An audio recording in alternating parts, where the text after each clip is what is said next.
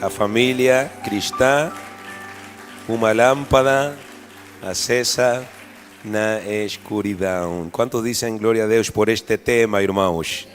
Hoje, com o favor de Deus, vamos partilhar o quarto e último sermão desta série. Nesta semana recebi várias mensagens e uma delas chamou a minha atenção, foi de um irmão que disse: esta série deveria durar 3 meses e não 4 semanas. E eu acredito que sim, irmãos, que deveria, porque é um tema de muita atualidade, um tema muito necessário, muito saudável. E já temos recebido também mensagens de algumas irmãs, por meio da minha esposa, que dizem: o meu marido anda mais carinhoso, o meu marido está...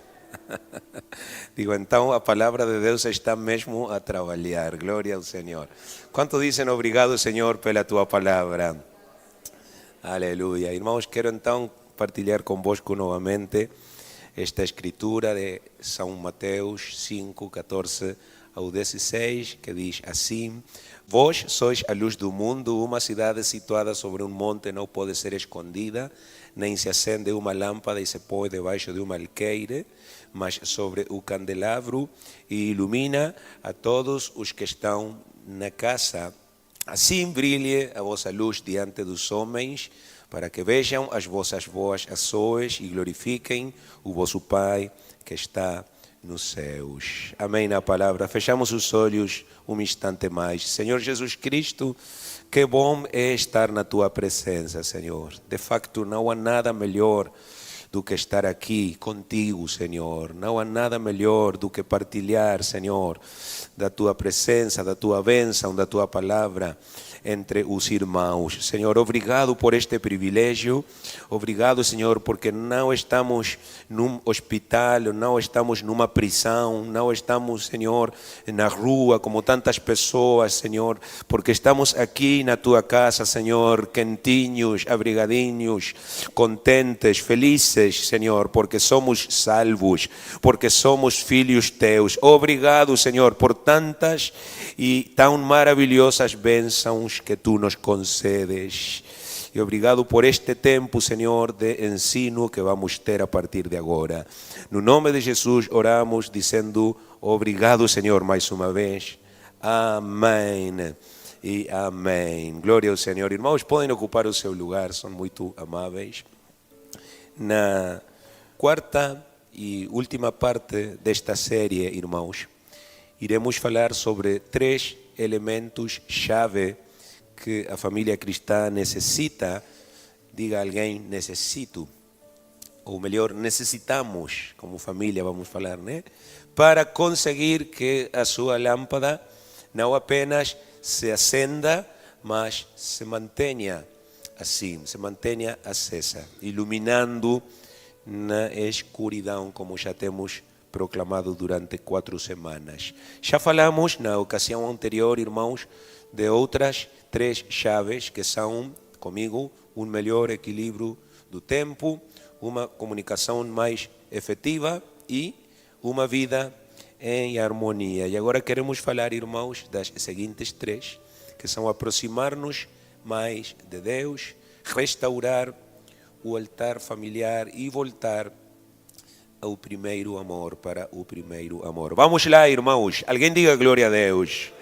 Começamos, irmãos, então, a aproximar-nos mais de Deus. Temos tirado, irmãos, um versículo do poderoso livro de Neemias, o versículo 3 do capítulo 1, o qual diz assim: e disseram-me, Neemias próprio a falar, os restantes que restaram do cativeiro lá na província estão em grande miséria e desprezo, e o muro de Jerusalém fendido e as suas portas queimadas a fogo.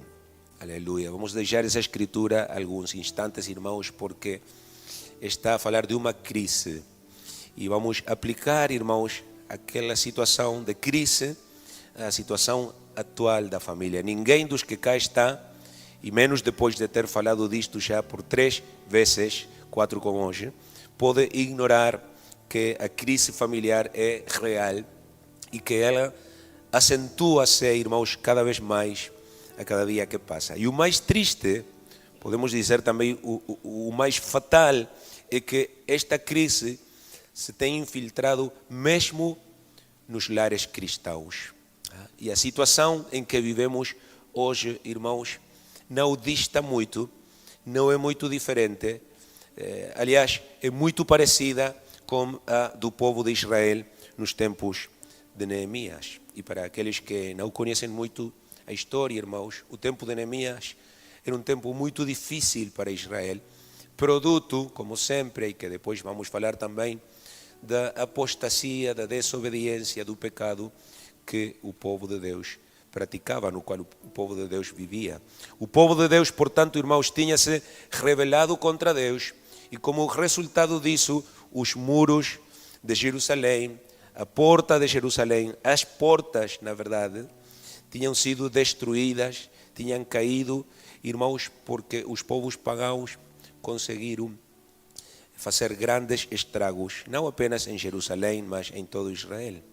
E a pergunta, irmãos, nesta manhã é por que acontece isto hoje também? Por que é que são derrubadas as nossas muralhas, que são as muralhas espirituais, as muralhas de proteção para a nossa família? Pronto, a resposta é óbvia, pela nossa desobediência a Deus. Digam amém todos os irmãos desobedientes. O pastor vai dizer amém. Amém, porque todos somos desobedientes e de facto muito desobedientes, irmãos. Amém, obrigado. Hoje tenho o irmão Natan a apoiar-me aqui. Amém, irmãos. Alguém tem que acreditar no que estamos a dizer, irmãos. É pela nossa rebelião, é pela nossa teimosia, é pelo nosso descuido, no melhor dos casos, que as muralhas espirituais são derrubadas, sim? Sofrem, irmãos, destruição. Por quê, irmãos? E vou ser muito específico aqui, já desde o começo. Nós cuidamos muito o material, isso sim. Cuidamos a casa, cuidamos os móveis, cuidamos o carro, cuidamos o trabalho, cuidamos tudo aquilo do qual nós gostamos, que nós possuímos, o que é tangível, sim? E limpamos e tiramos brilho daquilo, irmãos, mas negligenciamos o espiritual. Amém. Contratado. Negligenciamos o espiritual, irmãos.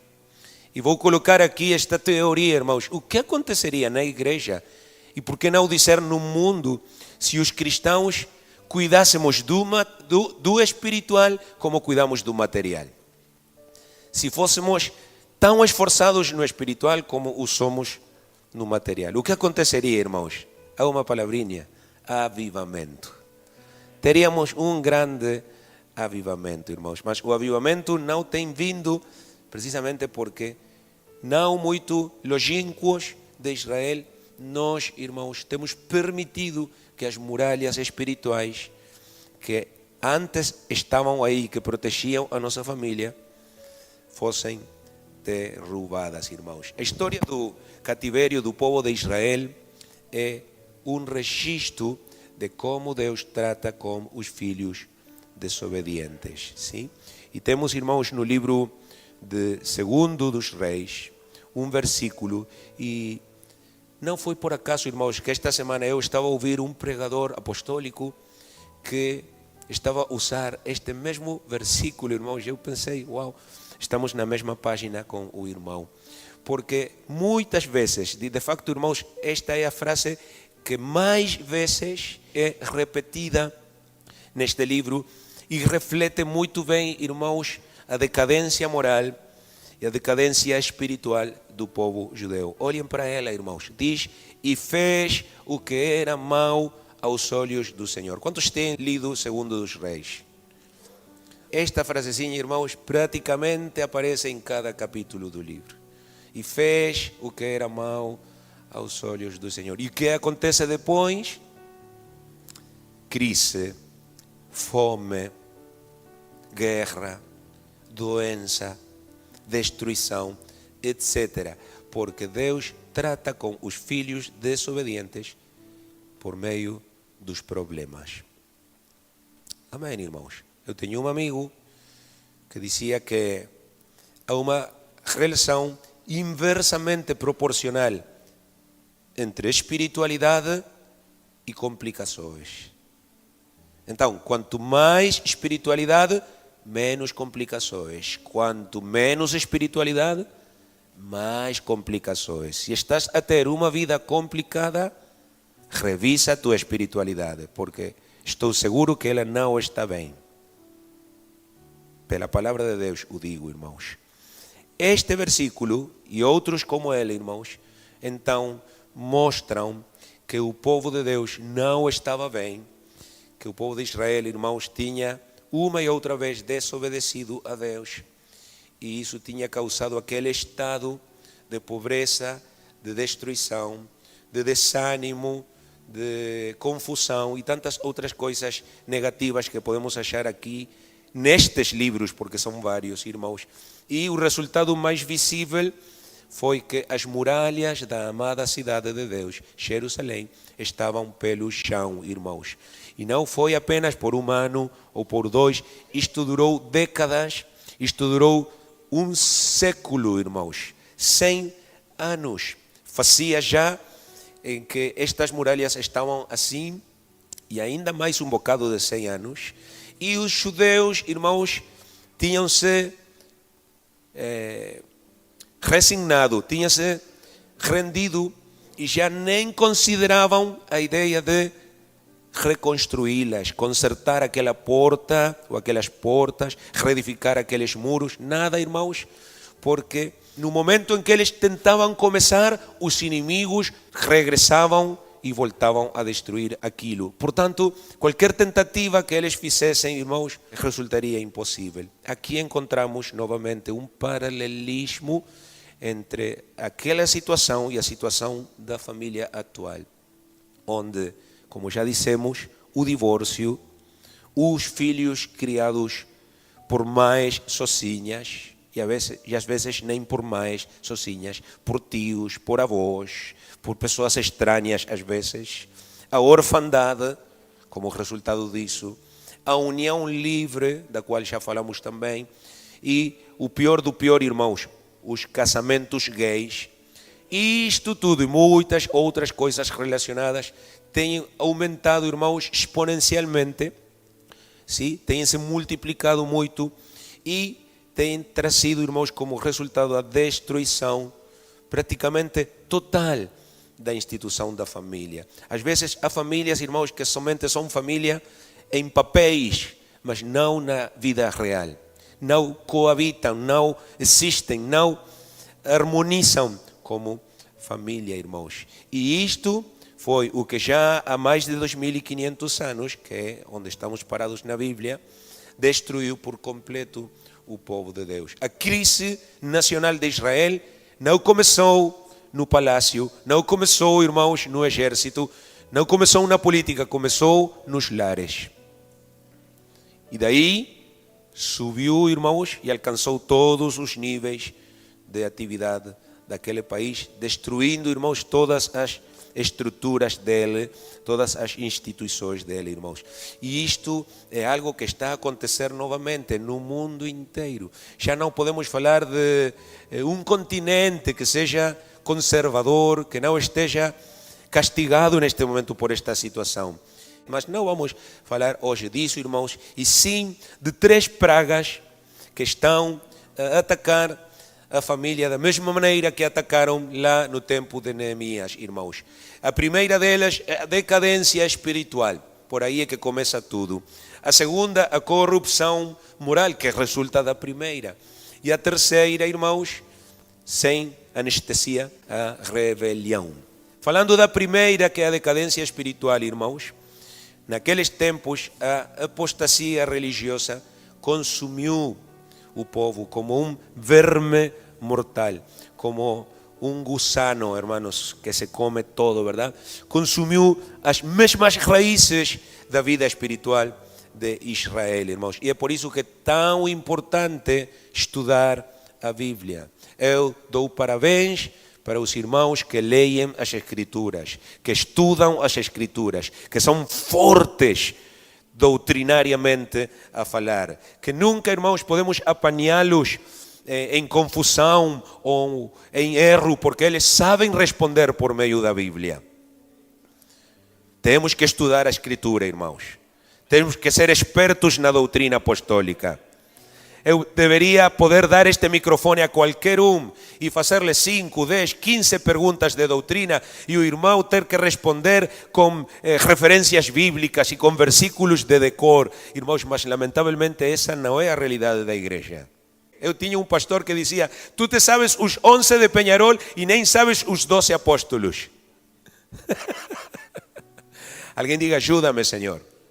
Começou por aí, pela apostasia, irmãos, e um certo dia, como quando um ferro é consumido por dentro pela ferrugem, o povo de Israel desabou, se derrumbou. Foi-se abaixo, irmãos, e o seu destino foi o cativeiro. Que terrível, irmãos. Passamos estas escrituras e cativeiro, ok. Escravidão, ok. Pero os que temos filhos aqui, podem imaginar que os teus filhos sejam levados para trabalhar até morrer, irmãos, num campo alheio, como escravos? Podemos imaginar, irmãs, essa dor de uma mãe perder a sua família nas mãos dos inimigos? Oh, Senhor, algo horrível, irmãos. Alguém disse, eu partilhei esta frase nesta semana com todos: se tirássemos o sol do céu, não haveria grama, nem flores, nem hortas. Se tirarmos a Deus da nossa casa, não haverá família, não haverá sociedade, nem esperança de vida. Quem pode levantar as suas mãos comigo e dizer: tu és tudo, Senhor. Tu és tudo para mim, Senhor. Tu és tudo para o meu lar, para a minha casa. Glória a Deus, aleluia. O segundo assunto, irmãos, a corrupção moral. O mesmo Neemias a confessa, irmãos, aí no capítulo 1, versículo 7, para os que têm Bíblias, Neemias 1:7, diz: de todo nos temos corrompido contra ti. O que quer dizer, irmãos, que a corrupção moral alcançou todos os níveis da sociedade, todas as atividades de Israel, irmãos. E Neemias confessa, Neemias aceita isto, irmãos. E nós também temos que aceitar, irmãos, o facto de que a família atual está muito corrompida. Amém? Por quê? Número 1, porque falta oração nos lares. Na minha casa falta oração. Na tua? O Senhor nos ajude, irmãos. Falta também ensino bíblico. Muito ensino bíblico falta. Amém? Se eu perguntasse aqui aos jovens, João 3,16 de decor, que diz? João 3,16 de decor. Ninguém sabe. E é o versículo mais básico da Escritura. O que diz João 3,16? Aleluia. O que diz Atos 2,38? Pedro lhes disse: arrependei-vos e sede batizados no nome de Jesus Cristo para o perdão dos vossos pecados e recebereis o dom do Espírito Santo. Queres falar novas línguas? Vou recomendar-te isto. Estuda todos os versículos da Bíblia que falam do Espírito Santo, memoriza-os e vais ver como a tua fé vai crescer e em breve tu vais receber o Espírito Santo. Vai dar um aplauso para o Senhor se o acredita. Aleluia. Eu saí das minhas notas há como 5 minutos, porque, irmãos, temos que ser cientes desta situação. Na casa não há ensino bíblico. Os pais digam amém. Vos conjuro, pais, vocês abrirem as vossas Bíblias e começar a ser sacerdotes da vossa família e começar a ensinar e pôr-se em pé na sala da vossa casa e dizer: assim diz a palavra do Senhor, e ler a Bíblia para a vossa família e explicá-la até eles aprenderem as doutrinas. Aleluia, aleluia, aleluia. Eu vou contar uma história, ainda estou fora das minhas notas. Sabem como chamavam a Israel os povos inimigos? Qual era ¿cómo se dice apodo? A alcunha de Israel, obrigado Esteban, aleluia, o povo do livro. Para referir-se a Israel, eles falavam assim, o povo do livro, como dizendo, nós temos espadas, aqueles têm carros, eles têm um livrinho. Era despectivo, era um insulto, o povo do livro. O que os inimigos de Israel não sabiam era o poder que há nesse livro. Portanto, não era um insulto para os israelitas, era um elogio, irmãos. Quando aqueles diziam o povo do livro, estavam a dizer o povo do poder de Deus, o povo das verdades eternas de Deus. Aleluia! O que é que detém a ferrugem? Que é o que detiene o deterioro moral, hermanos? A palavra de Deus, a oração, o louvor, aleluia, a presença de Deus. Quantos querem essas coisas para a sua casa? Glória a Deus, glória a Deus. Mas o que há, irmãos, é tudo o oposto. A televisão, as redes, a perversão, a violência, a pais ausentes. E não estou a dizer que não estão na casa, mas podem estar aí, irmãos, e podem mesmo estar ausentes. Pela falta de comunicação da qual já falamos. A imoralidade, irmãos, a pornografia, a homossexualidade. Há tantas coisas nos lares, irmãos, corrupção moral. E por último, rebelião, irmãos. A porta de Jerusalém, os muros de Jerusalém, que protegiam originalmente o povo, que protegiam também aquele templo sagrado onde Deus habitava, embora sabemos que Deus não habita em templos feitos por homens, mas era símbolo da presença de Deus. Tudo aquilo, irmãos, depois que Israel pecou, depois que Israel se rebelou contra Deus, irmãos, foi derrubado, foi deitado no chão, irmãos. Qual era e qual é ainda a única maneira de resolver esta crise? Aproximando-nos de Deus, começando por humilhar-nos diante do Senhor e pedir-lhe e rogar-lhe que nos perdoe, irmãos, por nós termos, não foi Ele que nos afastou, nós nos temos afastado dele, irmãos, e acercar-nos ao Senhor e rogar-lhe e pedir-lhe que nos perdone por haberle dado las espaldas e pedir-lhe que nos permita andar nuevamente com Ele. Há alguém nesta casa que possa dizer: Senhor, permíteme caminhar novamente contigo. No te escucho, hermano. Porque não é o mesmo andar sozinho ou andar nas filosofias e andar nas coisas deste mundo, irmãos, que andar com Jesus Cristo. Há uma diferença enorme.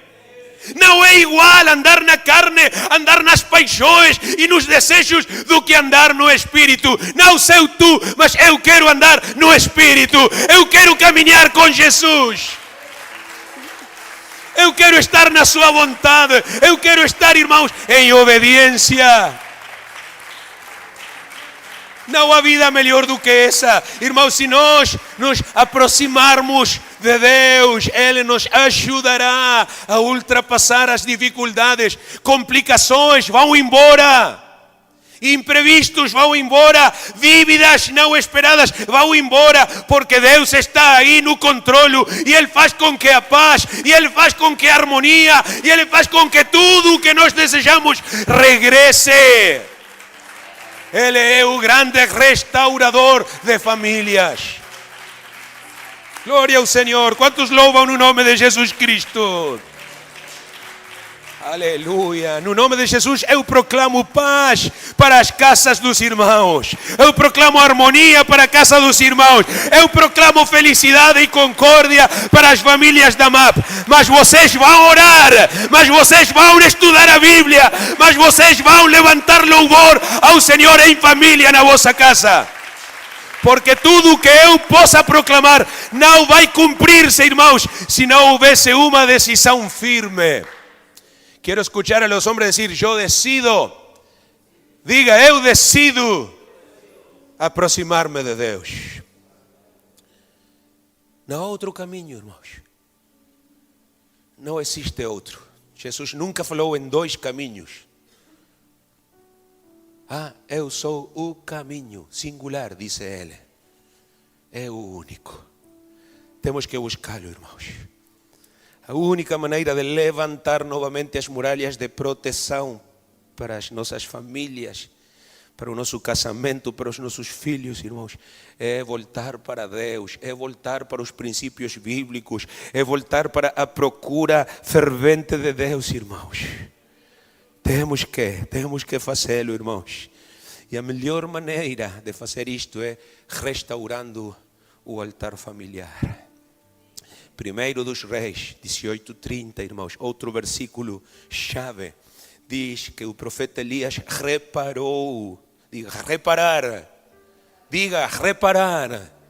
reparou o altar do Senhor, que estava como, irmãos? Será que assim também está o nosso altar, irmãos? Quebrado, feito pó.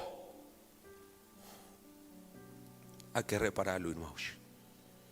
Houve uma época, eu desfrutei dessa época, na Assembleia Apostólica, quando eu era criança, quando eu era adolescente, na qual dava-se muitíssima importância ao altar familiar.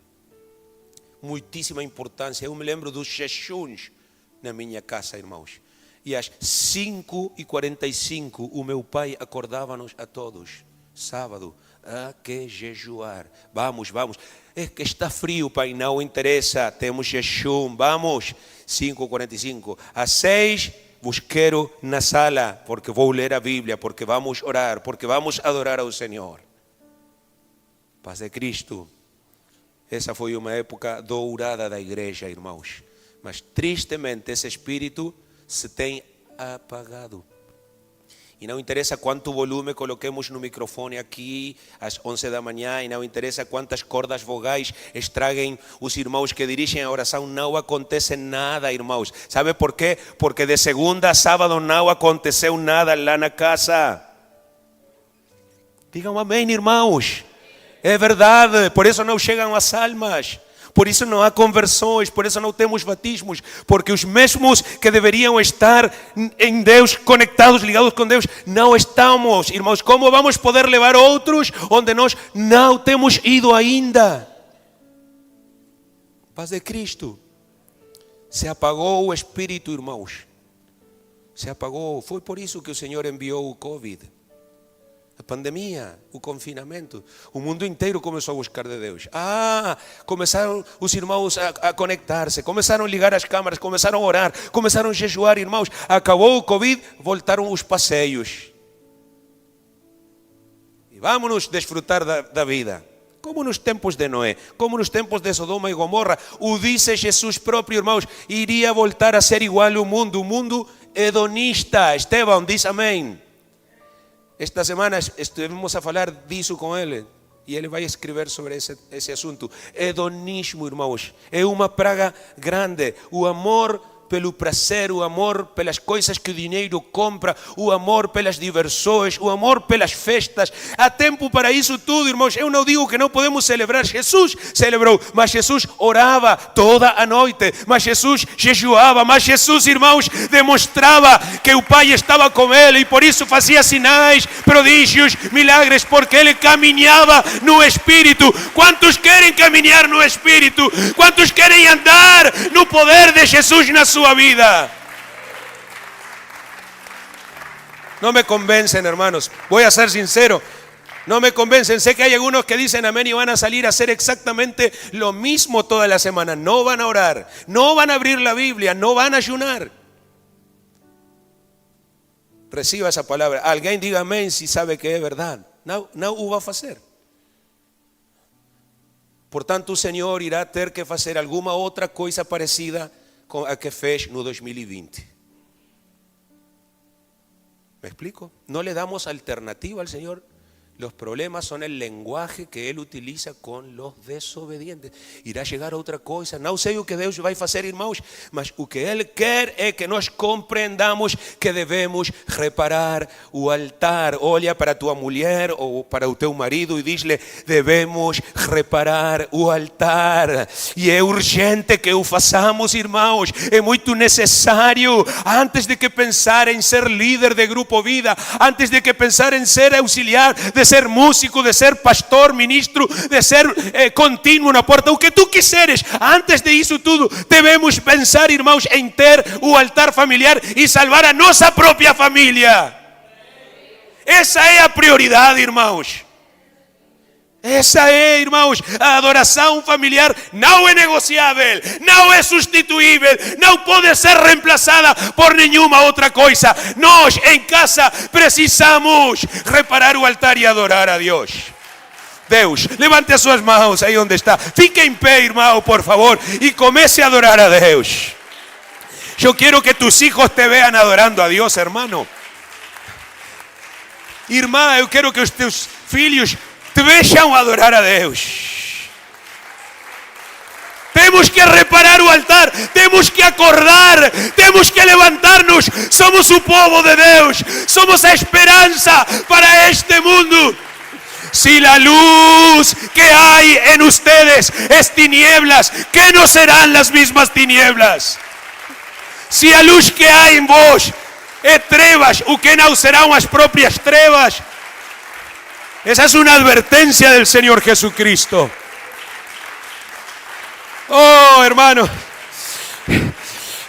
si vieran qué bonito se ven alabando al Señor.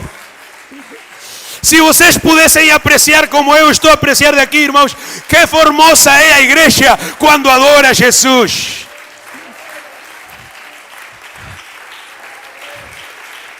Formosa aos olhos de Deus.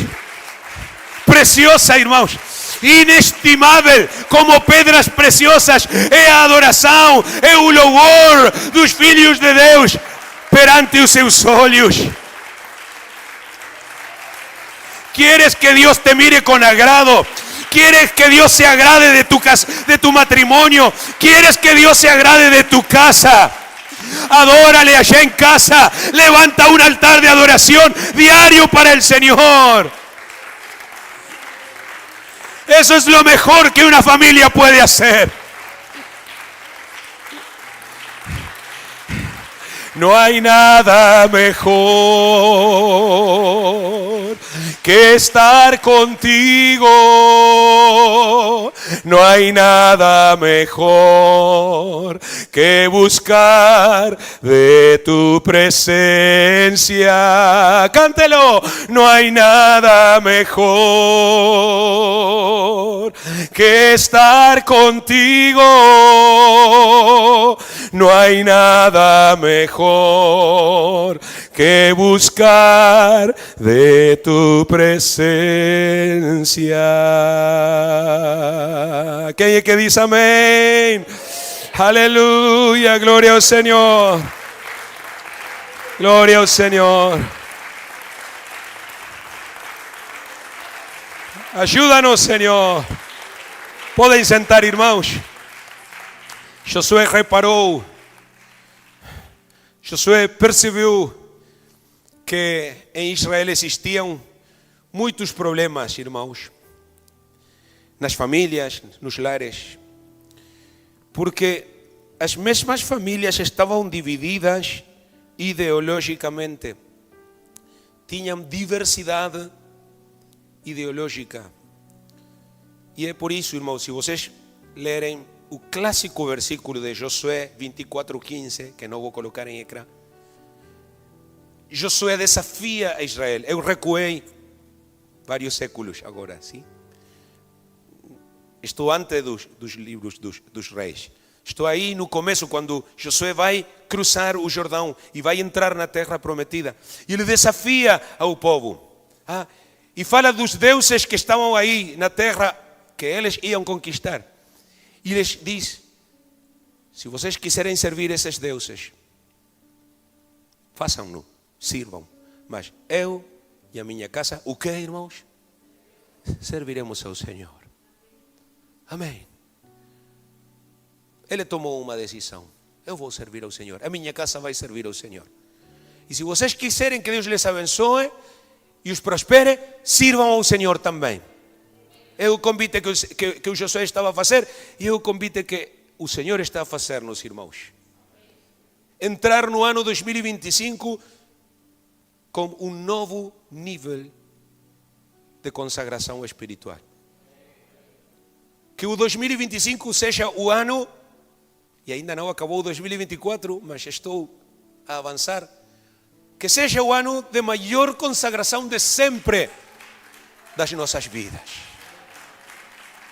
Quantos aceitam esse desafio? Feche seus olhos. Diga, Senhor Jesus, no ano 2025, eu vou buscar-te como nunca antes te tenho buscado. Espero que não lo esté diciendo por obligación. Espero que seja sincero. Vou buscar-te, Senhor, como nunca antes te busquei. Aleluia. Quantos estão comigo, irmãos? Aleluia. Tem que ser, irmãos. Porque não há unidade na família. Não existe felicidade na família sem Deus. Esqueça, irmãos, não existe. Existe a droga do dinheiro que esconde os problemas. Existe, irmãos, o trabalho, o ativismo, sim, e as férias e as viagens e as fotos no Instagram com muita felicidade. Mas não existe felicidade verdadeira se Deus não estiver aí. Glória ao Senhor. Alguém diga toda glória para o Senhor. Isso é o que significa toda glória para o Senhor. Que sem Ele, irmãos, não há nada. E com Ele há tudo o que precisamos. Aleluia. A unidade da família só é possível por meio da consagração a Deus. E os pais, o pai e a mãe, devemos ser exemplo nisto. Queremos ter filhos consagrados? Queremos ter filhos que amem a Deus?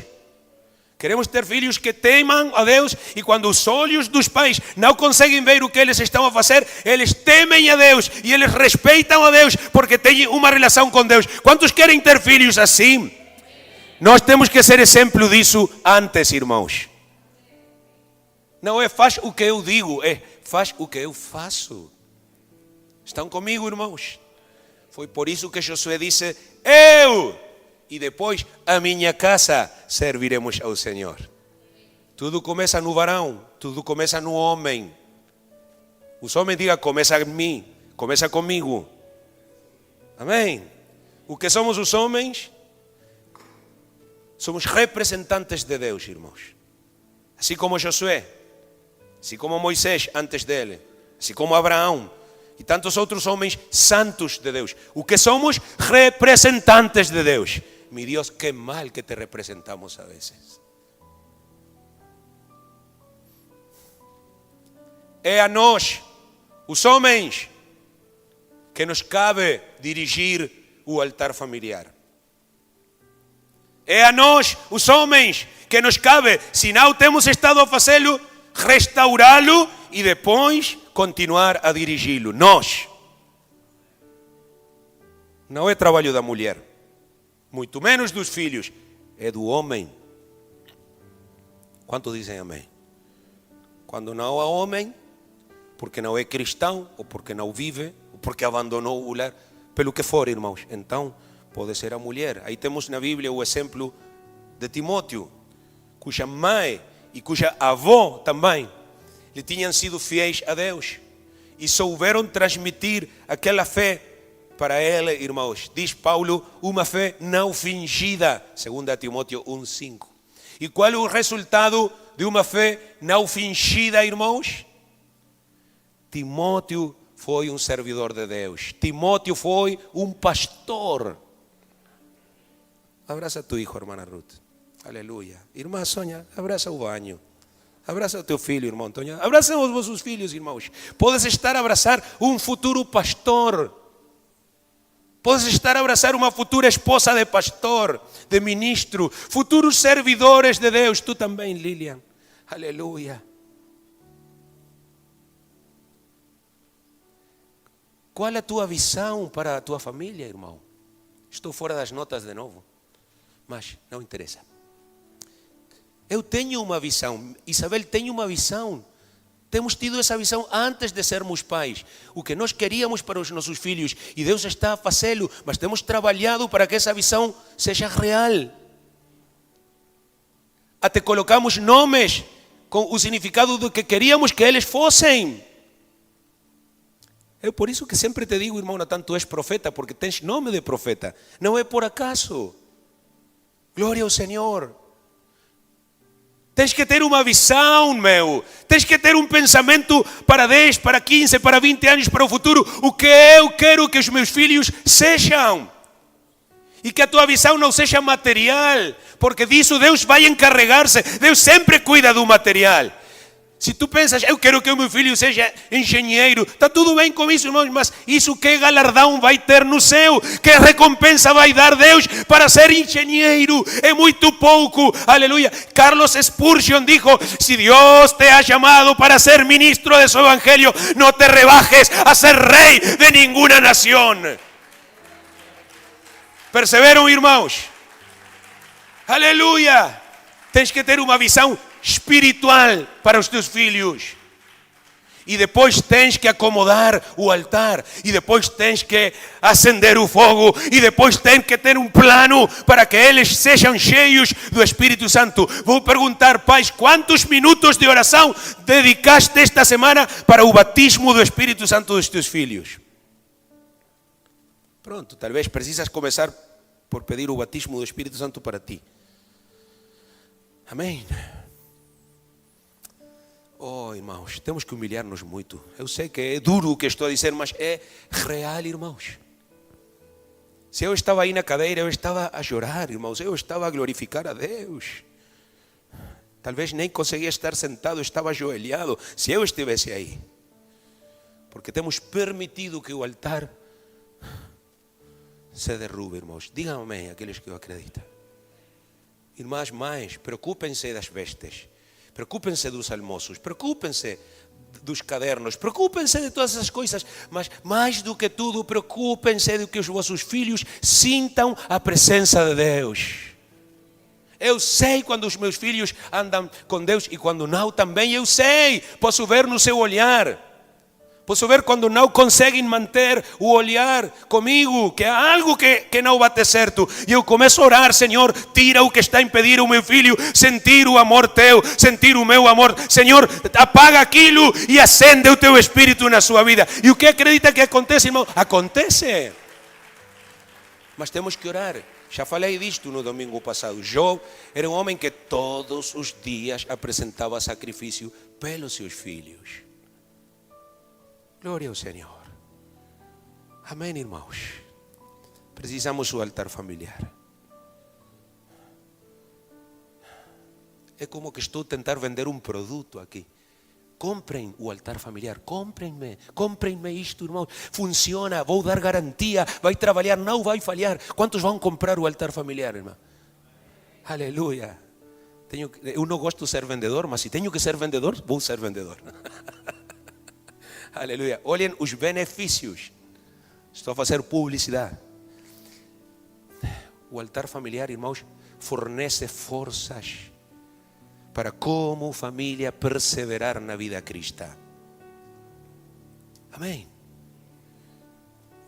Quando os nossos filhos forem embora, quando já estiverem casados, não permita a Deus que se afastem de Deus, mas se acontecesse, irmãos, aqueles momentos, quando eram crianças, em que adorávamos juntos a Deus, aqueles ensinos, muitos adultos que voltaram para o caminho do Senhor têm testemunhado isso. Eu não conseguia esquecer os ensinos da minha mãe, eu não conseguia esquecer aquelas orações que o meu pai fazia. É por isso que estou de novo na igreja, pastor, porque aquele altar familiar nunca pode esquecê-lo.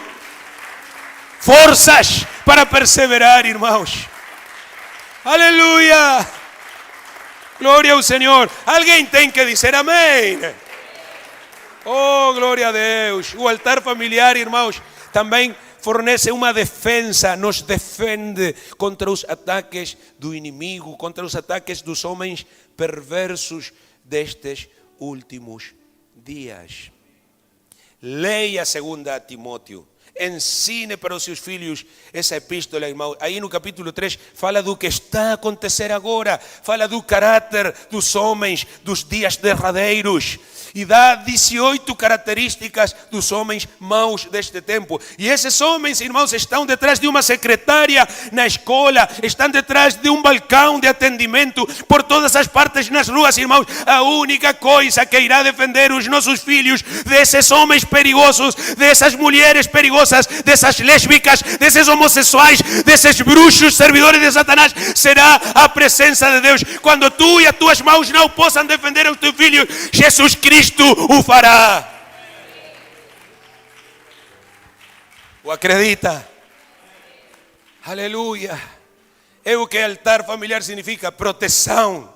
Diga proteção, irmãos. A chave da permanência dos lares cristãos do século 21 no caminho do Senhor é o altar familiar. Fazer o altar familiar é construir o nosso lar sobre a rocha que é Jesus Cristo. Se não o fizéssemos, irmãos, se não o fizermos, então o nosso lar estará construído sobre areias mexediças. Estão comigo? E podes ter nós, e Mel, e Vodafone, e gás, e eletricidade, e podes ter frigorífico cheio, irmão, mas a tua casa está sobre a areia, ela vai derrubar. Porque não está a rocha que é Jesus Cristo. Alguém diga: Jesus, tu és a rocha. Tu és a rocha, aleluia. Mas não alcança com dizê-lo, há que pô-lo em prática. E o último, não é o último, são os que eu reuni aqui para vocês, irmãos. O altar familiar nos mantém unidos. Diga comigo: a família que ora unida se mantém unida. O acredita? A prática da oração no lar, irmãos, faz com que a família entre em contato com Deus. E quanto mais perto de Deus, o Bispo Moran, no ano 2018, fez uma representação disto. Te lembras, irmão Gerson? Aleluia. Aqui a mulher, aqui o marido, aqui os filhos, mas todos vão para um ponto de convergência que é Deus. E quando estão aí, irmãos, estão juntos. E ninguém vai separá-los nunca. Amém. Pastor, é que é muito difícil fazer o altar familiar. Eu não tenho ideia, eu não sei muito disso. Irmão, faça simples, fácil. Faça uma oração. Faça uma oração. Diga: vamos orar. E comece a orar. Simples. Orar é falar com Deus. Orar é falar como um amigo. De facto, o melhor amigo que podemos ter. Não temos que impressionar a Deus. Não temos que dizer palavras difíceis para demonstrar para Ele quão inteligentes e sábios somos. Não, irmão. Fala simples. Amém. Aleluia. Eu tenho um irmão que quando orava, irmão de sangue, dizia: Senhor, tu és grande, Senhor, tu és bom, Senhor, tu és super, Senhor. E usava suas próprias palavras. Está bem, irmãos, está bem. Depois, cantem um louvor. Oram, cantam um louvor, como Zaqueu. O louvor que saibam de decor. Amém. A Deus não lhe interessa se é afinado ou desafinado, se traz as cordas vogais estragadas. Não lhe interessa. O que lhe interessa é o coração. Digam amém os que acreditam. Depois dê oportunidade para que todos digam algo. Se têm filhos, a ver, quem tem uma ação de graças, quem tem uma petição, quem tem umas palavrinhas para dizer. Faça com que alguém diga algo sobre o versículo bíblico que se leu, irmão. Se é homem, pode trazer um ensino, pode trazer uma reflexão. E quando quiser saber, irmão, já passaram 20 minutos, 25, 30 minutos e tiveram um ótimo altar familiar. Estão comigo, irmãos? Mas não tem que começar assim, pode começar 5 minutos e pouco a pouco ir subindo. É praticamente o mesmo que o Grupo Vida, só que mais pequeno e mais breve. Ou pode não ser mais breve, não sei, irmãos. Amém? Há famílias que, por exemplo, têm o seu altar familiar no tempo do jantar. Nós tínhamos uma tradição na casa: ninguém come até dizer um versículo de memória. Então, a ver, Gabriel, a ver, Alicia, a ver, Liliana, os meus irmãos, as minhas irmãs, a ver, Mário, e até a minha mãe também me dizia, a ver, e a minha mãe também tinha que dizer. E por último o meu pai. E depois então sim, vamos dar graças e comemos. A quem senta na mesa, irmão, nem obrigado, Senhor, pela comida.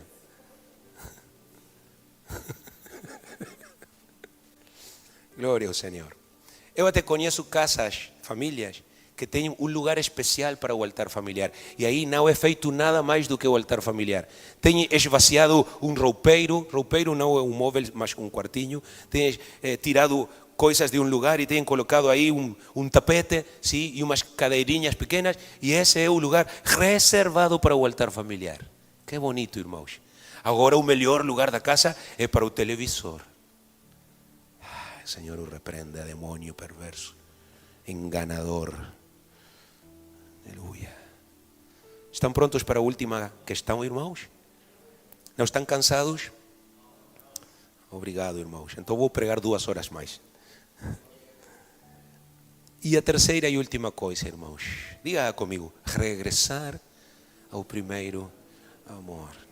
Por anos eu tenho relacionado este conceito, esta ideia, com aquilo do namoro, da mulher original, etc. Mas, irmãos, nesta semana caiu-me a ficha, como dizem, me caiu a ficha. Estava a meditar, irmãos, porque é algo mais profundo do que isso. O Senhor diz em Apocalipse 2:4, tenho, porém, porque há coisas boas também antes, mas tenho contra ti que deixaste o teu primeiro amor. E sabe o que o Senhor me disse? O primeiro amor significa o maior amor. É o que está no topo da lista das prioridades do ser humano. Em importância, em profundeza, em grandeza, em significado, em tudo. E esse primeiro amor, o maior amor, é, claro, o amor de Jesus Cristo. Quem pode dizer obrigado, Senhor, pelo teu grande amor? Oh, aleluia. Por que tantos casais de repente divorciam, irmãos? Por que fracassam tantas famílias? Por que descobrem 20 anos depois, 30 anos depois, quando os filhos cresceram e foram embora e já não estão na casa, que já nem se conhecem um ao outro? Já não se amam. Por que acontece isso, irmãos? E esta é uma advertência para todos. Como decimos en Uruguay, puede suceder en las mejores familias, nas melhores famílias acontece. Por quê, irmãos? Simplesmente porque se afastaram do primeiro amor, que é o amor de Deus. O resfriamento afetivo, os desacordos, os pleitos, as brigas, tudo o que possamos imaginar, irmãos, que é complicação, já falei dessa palavra, é resultado de que deixamos o amor de Deus. Quando o amor de Deus não está, o amor humano, fraco, do homem, da mulher, morre, irmãos. Porque os defeitos, tudo o que é parte desta natureza caída, irmãos, tem tanta importância. Eu nunca vou esquecer, Isabel, quando aquela funcionária do consulado português em Bogotá, Colômbia, nos disse: é possível que um casamento acabe por uma pasta dental que ficou aberta? Perceberam o significado da pergunta, né? Como pode ser que um casamento divorcie por uma pasta dental que alguém não fechou? Essa foi a gota que derramou o vaso, irmãos, mas essa não foi a situação. A situação, o amor de Deus não estava aí. Apocalipse 2, o capítulo completo, nos fala de igrejas, não apenas Éfeso, igrejas que Deus nos livre, irmãos. Tinham membros, tinham batismos, tinham muita coisa. Mas lamentavelmente, irmãos, já Deus não estava aí. Quantos conhecem igrejas onde Deus não está? Há muitas, né? De facto, são a maioria. Eu acredito que Deus não está na maioria das igrejas, que são poucas as igrejas onde Deus está mesmo. E o que tem a ver, irmãos, aquilo com isto? Pronto, olhem para o que Deus está a dizer. O paralelo da igreja de Éfeso conosco, com muitas famílias de hoje, tiveram um bom princípio. Ou seja, o Espírito Santo manifestava-se. As novas línguas eram faladas. Havia curas, sanidades. Havia prodígios. Olhem para Éfeso no livro de Atos. Houve queima de livros de feitiçaria. O que significa que Éfeso começou, irmãos, numa explosão de arrependimento e de obediência a Deus. O que é avivamento, verdade? Isso é avivamento. Assim é como começam a maioria dos matrimônios, irmãos. Muita paixão, muito namoro, muito fogo. Mas com o transcurso do tempo, lhes vem o resfrio.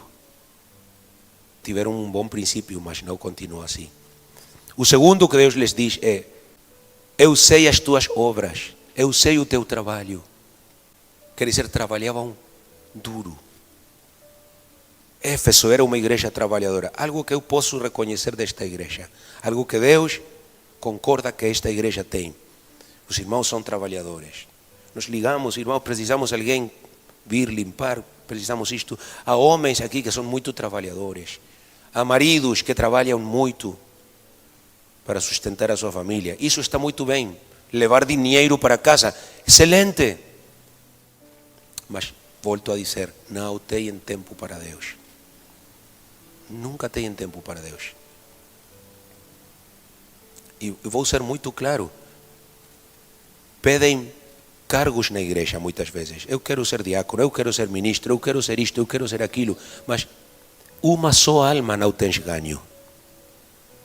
Tens 10 anos na igreja, 20 anos na igreja, 5 anos na igreja, o que for. E não tens discipulado apenas uma pessoa, nem sequer uma pessoa. E por quê? Eu não tenho tempo, tenho que trabalhar, tenho que fazer isto. Não há fruto. Trabalhar é bom, irmãos. Mas sempre temos que ter tempo para as coisas de Deus. Quantos dizem amém? A vida não é apenas dinheiro, irmãos, e coisas. Devemos trabalhar para viver, mas não devemos viver para trabalhar. A vida do homem não consiste nos bens que possui. A vida do homem consiste no galardão que ele vai ter no céu. E eu suspeito que alguns de nós vamos receber muito pouca coisa, se por acaso recebemos algo. Ou como diz Marcos Vidal, se por acaso chegamos a ganhar a vida eterna. Paz de Cristo. O grande erro, irmãos, das famílias deste tempo é esse: trabalhar duro, mas não procurar de Deus como devem. E o terceiro erro, mas uma consequência dos outros dois erros, foi que Éfeso e as famílias também agora perdem o entusiasmo. Eu falei com alguns colaboradores mais cedo, porque quando o serviço acaba, irmãos, eu vou para a minha casa, eu coloco o vídeo de YouTube e eu olho para cada irmão. Eu sigo a cada irmão aí no vídeo. E olho para o que está a acontecer aqui no altar. Lá por volta das 6, 7 da tarde, é o que eu faço. Eu vejo todo o serviço, eu tiro nota. Isto tem que melhorar, aquilo é que mexê-lo, há que colocar aqui, há que acender mais uma luz. Mas eu muitas vezes olho para os irmãos que estão aqui no altar, a olhar para o relógio, estão a olhar para trás, estão a ver para o teto, estão um barulho ali, já olham para aí, que é esse barulho? O que me diz isso, irmão? Que não há entusiasmo, que não há paixão, que não há uma conexão, que não há uma ligação com Deus. Essas luzes estão apagadas. Percebe o que tento dizer, irmão? Estar aqui, estar aí, estar lá, estar no Alegro, Sintra, é igual, é tudo o mesmo. Porque já não existe aquilo, irmãos, que nós chamamos estar apaixonados por Jesus.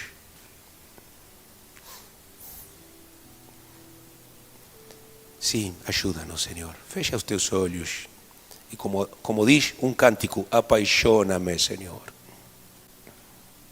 No, hermanos, al contrario, qué fastidio, tengo que ir para esa iglesia otra vez. ¿Por qué es que está allá en Trajous escondida? ¿Por qué no está al lado del convoio? ¿Por qué no está aqui ao pé do autocarro? ¿Por qué? ¿Por qué o pastor levou a igreja para aí? Oh, irmão, eu não sei porquê, mas foi o que Deus me diz. Eu tirei um mapa de Cascais, Sintra, e o Senhor me colocou um círculo. Eu nem sabia que era Trajous. E tenho uma mensagem de testemunha. No ano 2017, eu enviei essa imagem para um irmão, que já não está. E le disse, o Senhor me ensinou que aí é onde deve estar a igreja. E aqui está. E nunca será muito longe, irmãos, para procurar de Deus. Nem demasiado difícil. Jesus ultrapassou o universo inteiro para salvar-te a ti e salvar-me a mim. Deixou o seu trono, deixou a sua glória, deixou o seu conforto, deixou o louvor dos anjos, deixou tudo.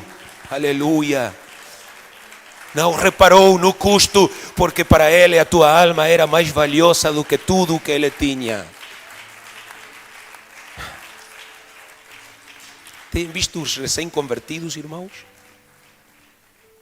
Quando estão recém-convertidos, recém-batizados, irmãos, como eles são felizes. Ou deveriam, porque os seus pecados lhes têm sido perdoados, apagados, já Deus não tem memória deles. Quanto gozo, quanto amor, quanta gratidão, quanto entusiasmo. Mas passam os anos, irmãos, e isso tudo começa a perder-se. E esquecemos de onde nos resgatou o Senhor, de onde Ele nos tirou, em que estávamos perdidos, em que íamos para o inferno. Alguém louve o Senhor e agradeça-lhe, porque o Senhor o salvou. Diga obrigado, Senhor. Quando há gratidão, quando há boa memória, quando não esquecemos os benefícios imensos que o Senhor nos tem dado, esse amor não se pode apagar. Essa paixão, ninguém irá detê-la. Uma gripe não a detém. Covid-19 ou Covid-25 não a trava. A amor, a paixão, a gratidão, a entusiasmo. Aleluia! Igreja amada, diz-lhe, amo-te, Senhor. Amo o teu nome. Amo a tua presença. Amo adorar-te, Senhor.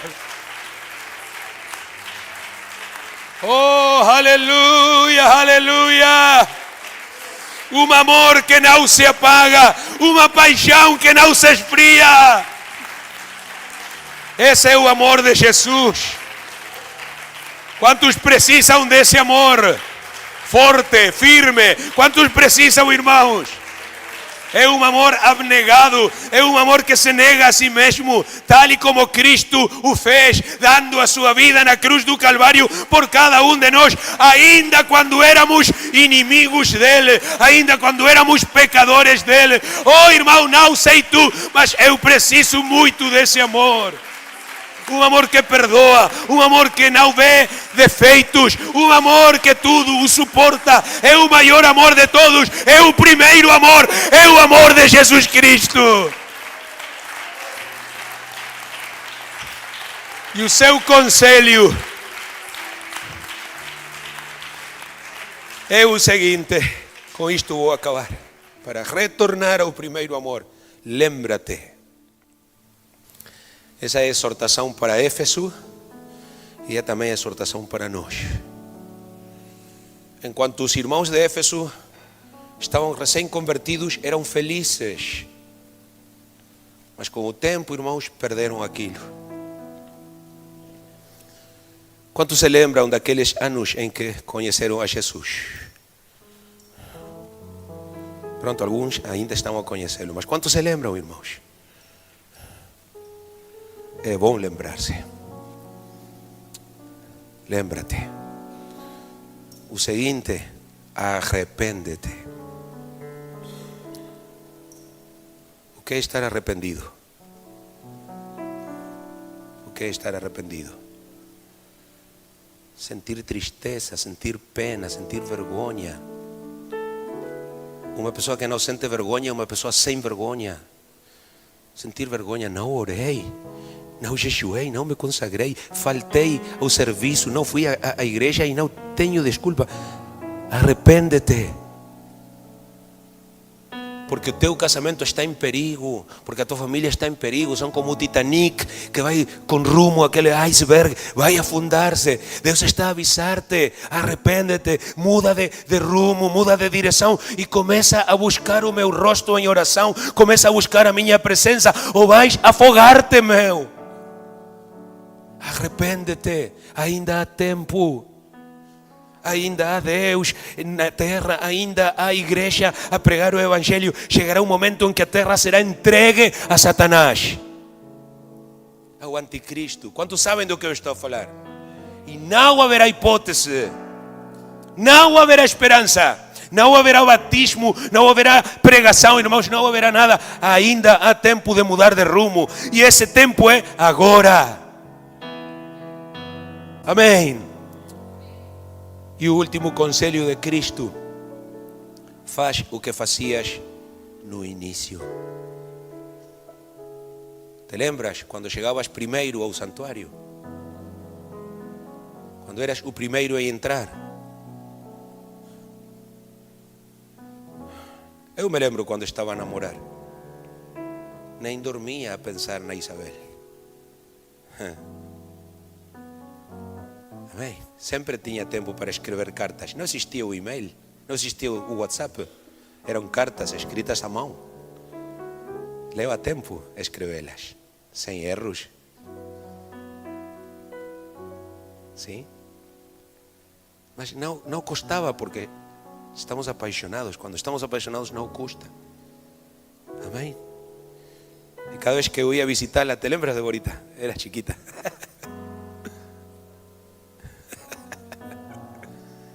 O tempo voava assim, irmãos, porque eu morava a 300 quilômetros dela, 320 quilômetros contadinhos. Então era um dia de visita, e aquele dia, irmãos, sumia, porque eu estava a desfrutar. Sim. Se lembram, irmãos, quando namoravam com a sua esposa? Se lembram, irmãos? Dale um codazo assim a Pablo, hermana. Acordate, decir, acordate, che. Quão cavalheiros éramos, quão atenciosos, sim, quão atentos, quão corteses, flores. Isto vamos apagá-lo do YouTube depois. Mas eu me lembro da primeira briga com a Isabel. Uma discussão tola, sem qualquer sentido. Ela vem para ouvir, ela vem. Eu fui. Vamos fazer este exercício. O que foi que te comprei, Isabel?